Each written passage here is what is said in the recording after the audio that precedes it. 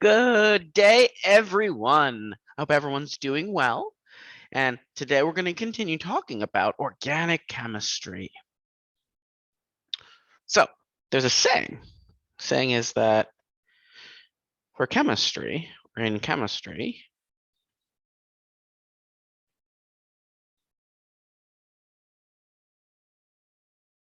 there are thousands of inorganic reactions.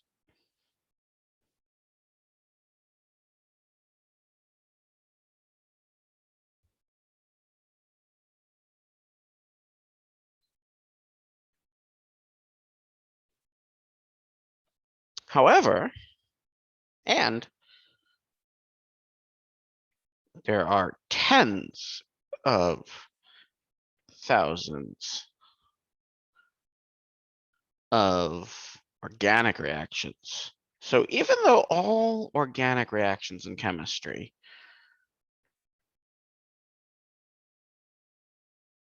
actually thousands of inorganic compounds, tens of thousands of organic compounds, yeah.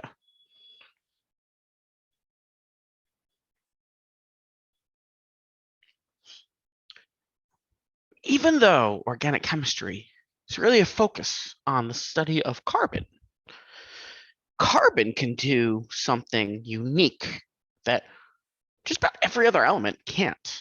And it's form these giant hydrocarbon chains.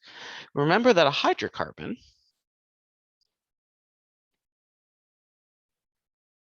is a compound made of only hydrogen and carbon.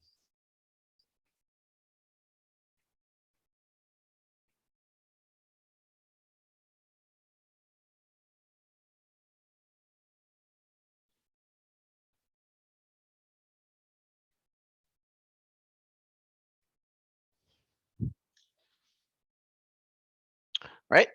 And hydrocarbon chains can go on for hundreds, if not thousands, maybe even millions of atoms long.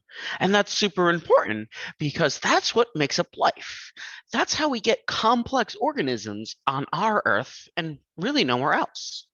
Or I should say that's how we get complex organisms that are carbon based and really non-life. Life is that we haven't found signs of life that is not carbon based because carbon, unlike every other element, can make all of these complex shapes and chains that are giant, right?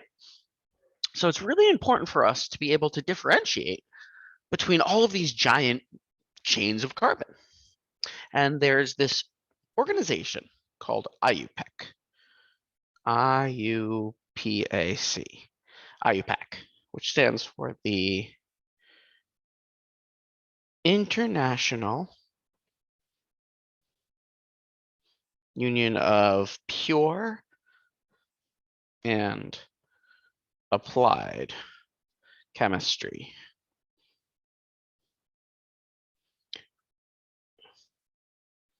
Pure and applied. It's not pure or applied. Pure chemistry, another name for pure is theoretical chemistry, whereas applied chemistry is like actual in the lab chemistry. So it's just the union of all the chemistry, right? But we have a, or I should say, IUPAC has a system of naming organic molecules. So the IUPAC system of naming organic molecules follows patterns like any system does. It has rules of it.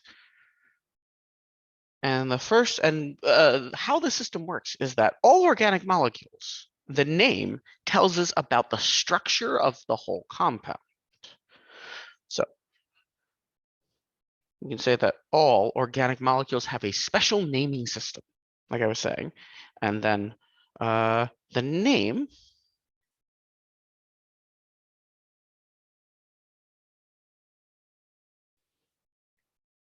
molecule names actually tell us about the structure of the compound.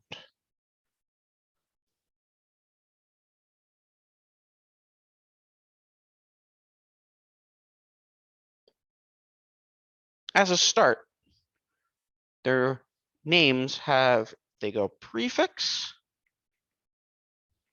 suffix. The prefix is going to tell us the number of carbons in a unbroken chain. The suffix is going to tell us about any special type of bonding, the bonding in the molecule.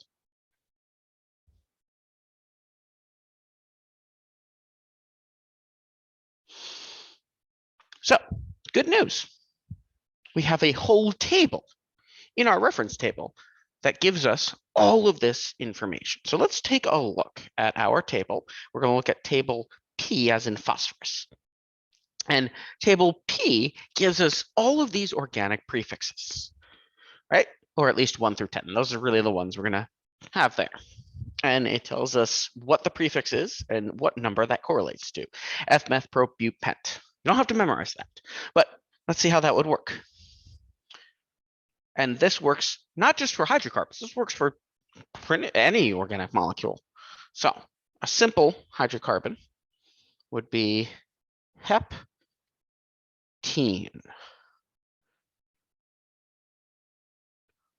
So if we look at table P, under table P, we're looking down and we see hept. Hept stands for 7, so heptene is a 7-carbon chain.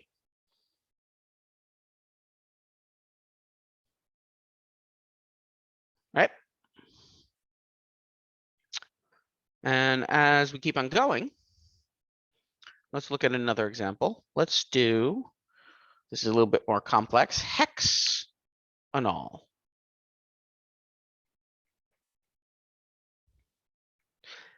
Hexanol, if we go to the table and we look down and we see hex, hex means 6. So that's a 6-carbon chain.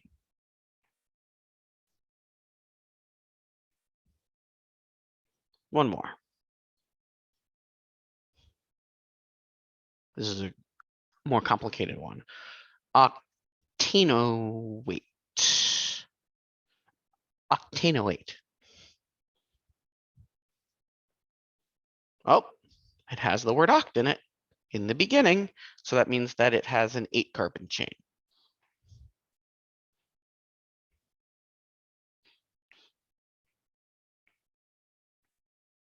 So that's how we can use the prefix system.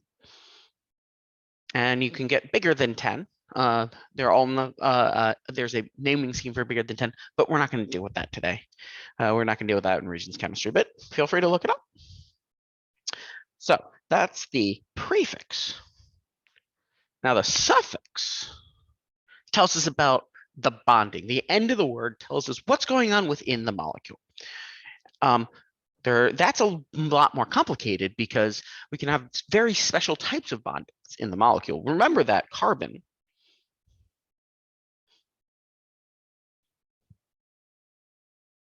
makes 4 bonds. And remember that hydrogen, I should say carbon makes 4 covalent bonds.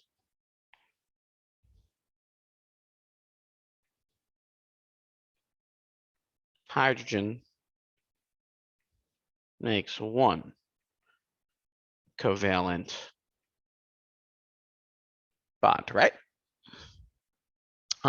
So in these long chains, carbon to carbon bond, it can be a single, a double, or a triple, be all different types, right?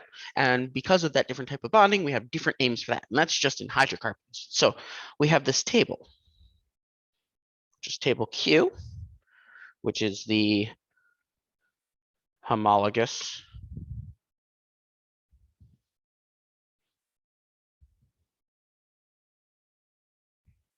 series of hydrocarbons. So this suffix naming scheme only works for hydrocarbons. This is table Q. And we have kind of three names of hydrocarbons: alkanes, alkenes, alkynes. This is an example of the name.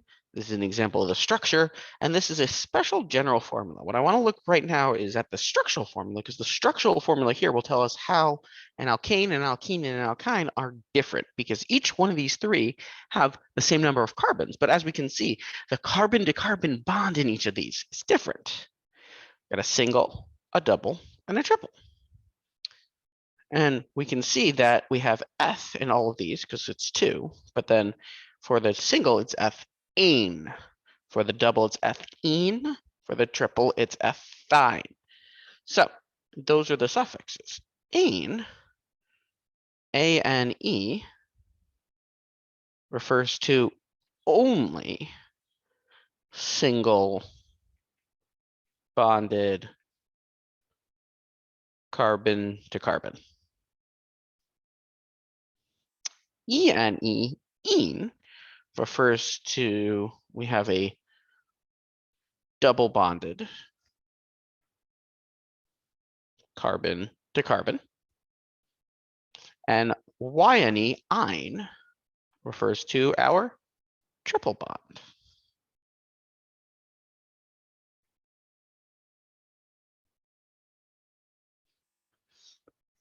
So let's see how that would work. Let me draw out some examples for you.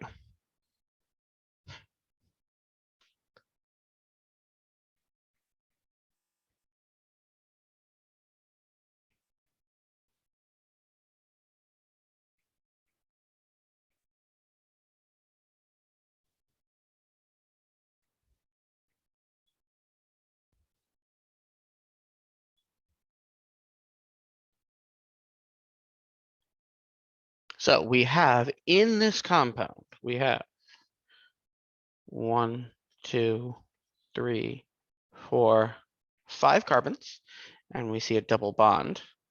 So if we go over, 5 would be pent.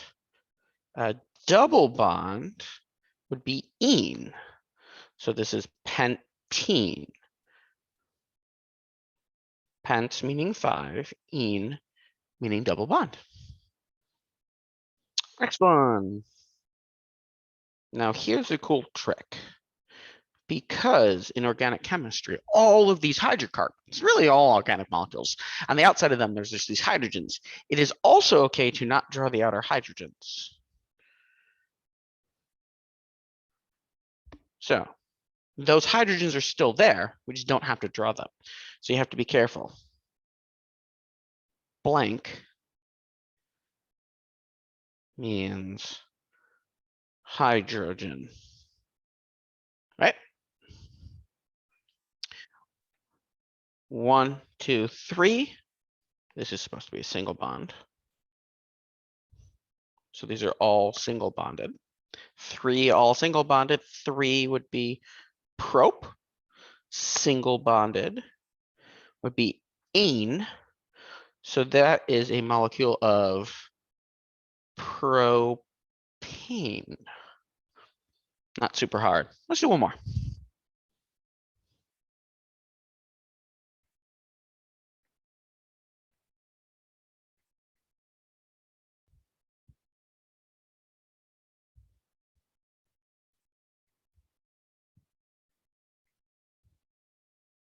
Remember that those lines mean there are still carbons there. So let's see. We have a triple bond and 1, 2, 3, 4, 5, 6, 7. 7 carbons in a triple bond. 7 would be hept. Triple bond would be ine, heptine.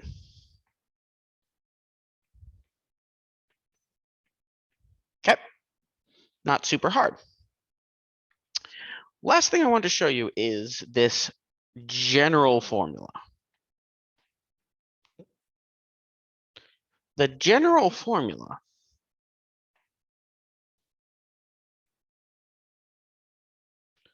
is any hydrocarbon that fits in a family will have that general formula under certain conditions.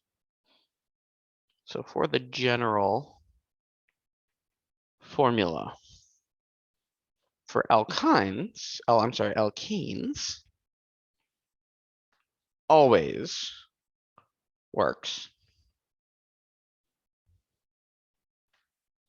Nope, sorry. For the alkenes, the general formula only works with one double bond. So if you have more than one double bond, that general formula doesn't work. And then our alkynes, similar to the alkenes, where it only works with one triple bond.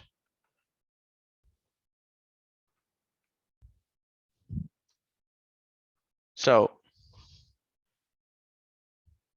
we have a name, decane. Decane, if we go to our table, we find dec under the prefixes for 10, ane, A-N-E. Ane is an alkane, so it'd be CnH2n plus 2. So the general formula for alkanes is CnH2n plus 2.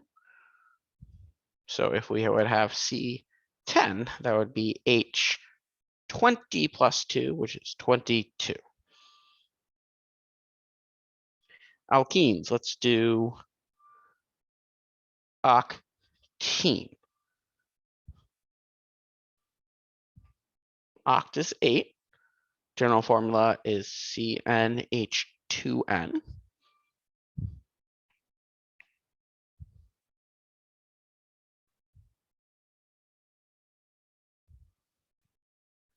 So if oct is 8, we would have C8H16. Finally, let's do pentyne. Pent is 5. The alkynes, 2n, H2n minus 2, CnH2n minus 2.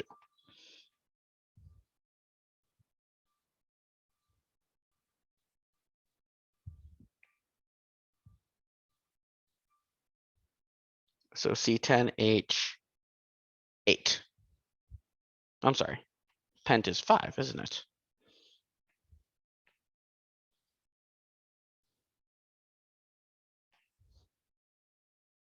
C5. H2n minus 2 would be 8. And that's how we use our homologous series, right? And that's our little introduction to naming. We'll continue practicing our naming throughout this week. Thank you so much for watching. Have a good day. Bye.